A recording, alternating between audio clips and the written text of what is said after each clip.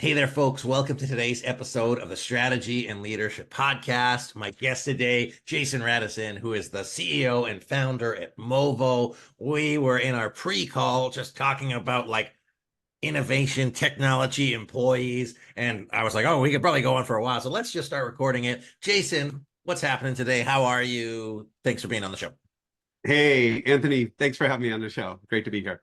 Want to tell our listeners a little bit about Movo, and maybe you can kind of pull them into our conversation as if they were just walking next to us in like a networking event or whatever. That'd be cool. Yeah.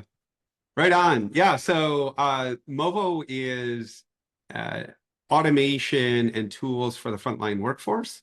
The challenge that we're addressing is if you look across the economy, one of the biggest areas of employment are those people who work out there in the field, aren't chained to a desk and are out there, whether it's our nurses, our warehouse workers, our retail staff, our manufacturing employees, and largely that kind of work isn't very digitized, and so the challenge that we're addressing at Movo is that digitization. Why digitize them? You may ask. We've seen in white collar work over the past couple of decades, 30, 40, 50% productivity improvement. That's basically lifted all boats. That productivity improvement means better incomes, better career possibilities for workers who are sitting at a desk using PCs and the internet to be more efficient in a late generative AI. And we want to bring the same kind of productivity improvements and lifestyle improvements, standard of living improvements to the frontline workforce. Not just in the US, we're active in about 8 countries now. So that key challenge, the change is we've recognized it's got to be the mobile phone. There's not going to be another sort of supercomputer in your pocket level of technology. If you think about how magnificent today's mobile phones are, even in a rural place in the developing world, the phones are fantastic. A $50 phone in a developing country can be an amazing computer.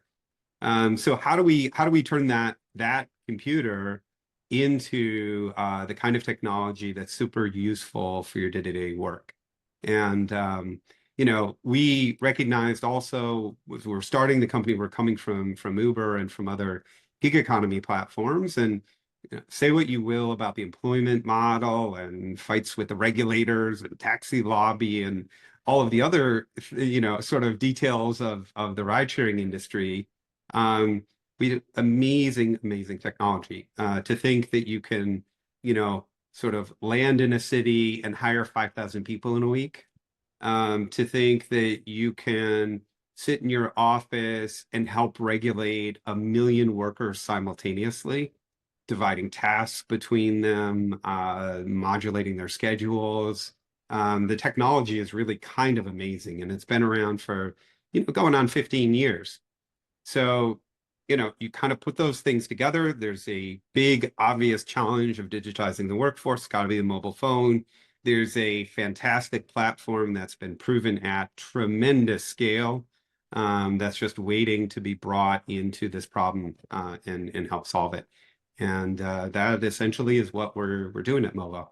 So I love that. And, for our listeners, if you haven't looked Jason up, he dropped everything, jumped on LinkedIn, looked up his profile. He's worked across several companies. He mentioned general manager for Uber in the past, and worked across multiple countries. And what I think is so interesting is that let's call it our North American workforce has a lens on workforces. But then when you really take a step back and look at global workforces and look at the difference of technological adoption, the differences in just processes, systems, habits, and then recognizing, hey, if you're really trying to build a global solution, what is the underlying baseline connectivity? Because not everybody can afford an Apple Vision Pro, which who knows, in 10 years, that might be the thing that everybody does, but what is the lowest common denominator?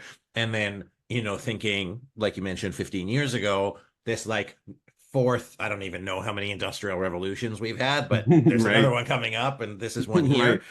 But the ability to have that scalability and deploy it super intentionally, because I would assert that if you were in like, tech 10 years ago and you were reading like Tim Ferriss like biohacking books and you're like, hey, how can I use like technology to make my life better, and like that was for like the select few. Now like people are using it, let's call it more at scale, with the Zooms of the world and just like this type of technology. And then it's like, hey, how do you squeeze everything about that last bit of juice, and then really having something that truly supports people at scale, but without like one very specific thing that you're trying to do. Like, hey, I'm not trying to get you to just like do a task or do a pulse survey, but really like use it to leverage and support and make that technology accessible for everybody in the workforce. Do I more or less have like Yeah. your kind of thinking Yeah, around it? 100%. And it's, in some ways, I mean, I think we'll look back on it. The mobile phone is going to be like the internal combustion engine. It might have 100-year run, Hmm. 100-year plus. Especially those Um, Nokias. yeah, right? Totally. So let's actually even take a step back, because our listeners, I believe, are in different places, right? Some people are on the kind of, we'll call it, bleeding edge of technology. We've had the opportunity to interview them. Some of them are working in call it like manufacturing industries, family businesses that have been relatively the same for 50 years. Some people are in startup mode. Some people are like a manager or an employee in large companies. So they might not have a full view or full sense of the demand or opportunity. So let's say we were talking specifically to a senior leader in an organization. They wanted to do a better job of empowering their employees through digital tools like a cell phone. What would be the first like one or two considerations, not necessarily in kind of deploying it and solving it, but even like problem identification, opportunity identification? What would be the kind of application that they could think of using should they wish to engage in a Yeah. solution? Well, I think, if you sort of problem solve back in from what are the big levers, right? What are the big productivity levers in a big workforce? If you're somebody out there with a couple thousand employees, a couple 100,000 employees, um, some of the areas there are usually big buckets of fraud and inefficiency. And, those may not seem like a lot, but when you start to talk about them at scale, people overdoing it on overtime, people overdoing it on sort of staffing levels and these kinds of things, they quickly add up. They can be 10+% of your payroll. So we usually think about scheduling and sort of everything around sort of making sure that the right person is in the right spot in the company. That's a big opportunity. The way sort of we've systematized that is we talk about sort of scheduling automation, labor forecasting, automating substitution. And the sort of magic of the experience with today's technology is when your employees are all on a mobile device, and you've automated the system to make scheduling modifications, then they just happen. And you're notified that have additional slack in your schedule or that you can pick up extra hours. We usually pre-qualify. You do need to change your management practices and some of the rules a bit to get that flexibility in the workforce. But I think it's very much in line with sort of just modern workforce needs and sort of the generations of workers that are coming up. They want more flexibility. They want a little better work-life balance. And when the scheduling piece is all automated, you have that. You just are essentially interacting with a bot that immediately approves your time off request for tomorrow because you have three colleagues who are going to would gladly take that shift anyway. So we've taken a lot of that supervisory overhead, that back and forth calling, trying to, sort of mediate the schedule and all of that stuff off the table. That's one really big example. It sounds super banal, right? Like scheduling, come on. But you look at big retail stores, you look at big hospitals, you look at all of these places that employ a lot of people, it's a huge tax on the system to have to do all that stuff manually or with a old school scheduling tool or a spreadsheet or something like that. Well, I remember That when, that is like example number one, but we've got like 100 others, but that's well, a big one right off the top of my head. well, I remember when so before I was, people asked me like, how did you become a strategic planning facilitator? And I was like, well, I was a waiter, trained me perfectly for it. But I remember that there was a time where the manager came and said, all right, I'm going in the office. I'm doing the schedule, like looking at the time off Exactly. request. And it Yeah, yeah. becomes this static thing versus a dynamic thing. And then one of the questions I couldn't help but ask myself was, how will people interpret this as a user as being like, technology is like running me and they're tracking me or whatever. But that's I learned quickly that that wasn't the case here. But I kind of equated it to the workforce demand. Some people wanted to get paid by day versus every 2 weeks. It gives them more flexibility, gives them more adaptability. Here, by incorporating a solution like yours, and I'll say others, but I'm happy to say yours.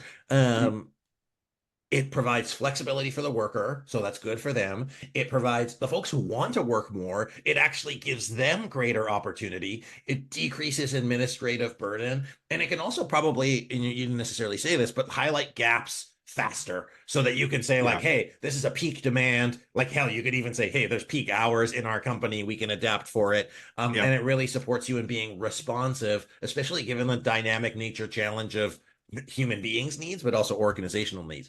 Yeah. You Thoughts? and you basically you pay no tax for the people who want to work less. And for the people who want to work more and get ahead, as you said, they get to pick up extra shifts. They get visibility. There's a lot of just kind of transparency. They have visibility into what are the jobs that pay better, that have different hours or in locations that I like. You just kind of create that whole internal opportunity set, that internal marketplace.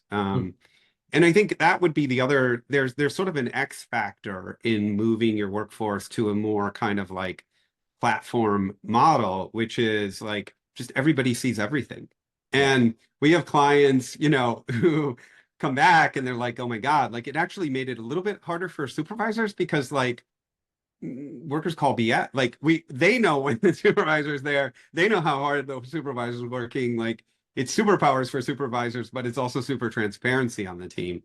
So, it's a cultural shift. We feel like given where technology is, given we're all in this super crunched, not enough good employees mode, it's the right time and the right set of technologies to really kind of unlock things and do it in a way that the workforce really likes. I mean, people use the mobile application all the time. Very different from sort of like previous generations of applications. And I'm sure there are other examples out there of, warehouse systems or other systems that are very sort of modern and mobile. Like people just like them. They're just on it. And that's certainly the case with us. They're on it 30, 40, 50 times a day.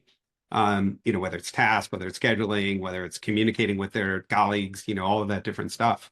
That just feels modern. And I also, we run into a lot of clients who are like, how else? Like we know that we're going to be out there competing with, Rappi and DoorDash and Uber for employees in 2 or 3 years.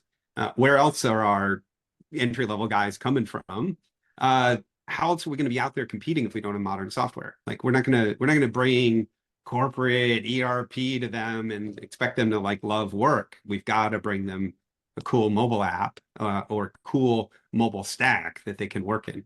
Yeah. And one of the, so first of all, I love that because it has to be like, there's like that joke that like updating your Salesforce is like the bane of salespeople's existence. If all they had to Oh do was yeah, sell, like they would be good.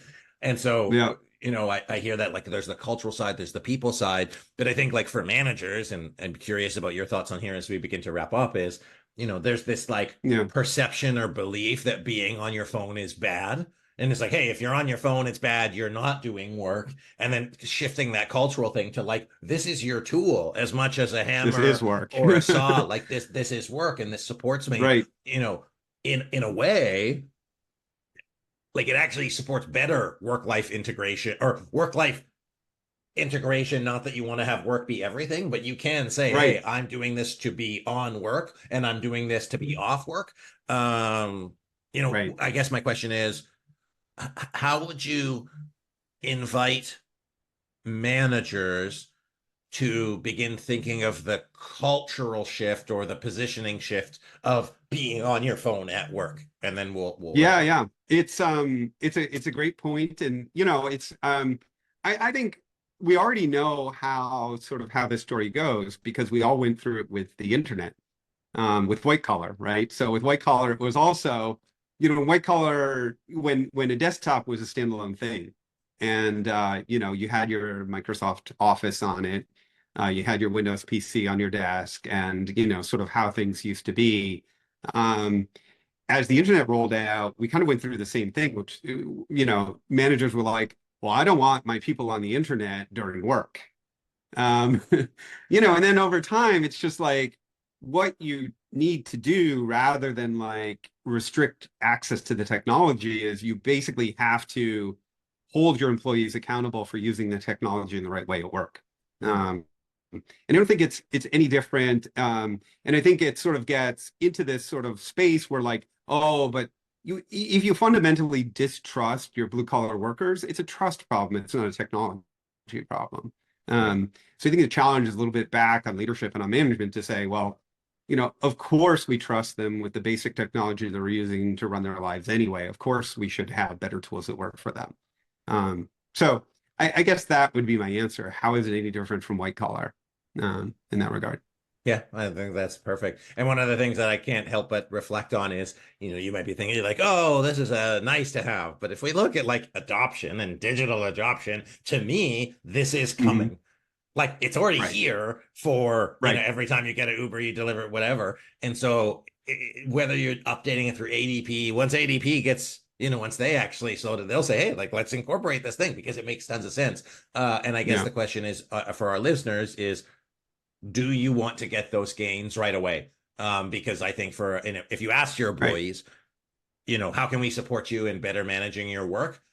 It would probably be a clear sign. So I don't want to push. I'm not trying to sell you, but if people want to connect with you, where can they learn more about your company? Where can they learn more about what you do? Where can they connect to learn more about the software or Yeah, platform? I appreciate that. Yeah, we're there. We have a presence on LinkedIn at Movo HQ. You go to our website. That's movo.co, movo.co, where you can find out more, connect with us, send us an email. Uh, Love to hear from folks. Awesome. Jason, thanks for being here. It's been a super fun chat. I know we could chat for a long time, but I'm really excited to follow along what you guys are up to. And just thanks for chatting with us today. Awesome. I really enjoyed it too. Thanks for having me on. Awesome. Folks, my guest today, Jason Radisson, who is the founder, CEO of Movo. One of the things I can't help but think of is, as I personally go in and out of organizations talking about strategy sessions, talking about the future of planning, the future of culture, the future of engagement. Folks have the basic stuff. Let's make sure that our culture is good. But they don't talk about like the actual like application of how we are doing work. And I see this as a cool, innovative, and on the edge opportunity to support not only your workforce getting more work, having people have that better work-life balance should they want it, but also providing a flexible solution for the evolving, changing workforce. I think it's a really cool idea. Learn more about it, work with them or not, but I encourage you to continuously be on the lookout for how you can support your people. And that's ultimately what the purpose of our show is for. So thanks for watching. Thanks for listening. Thanks for subscribing. Thanks for giving us reviews. It helps us find more people. If you're interested about the work we do, visit us at smestrategy.net. My name's Anthony Taylor. This has been the Strategy and Leadership Podcast. I appreciate you. I'll see you next time.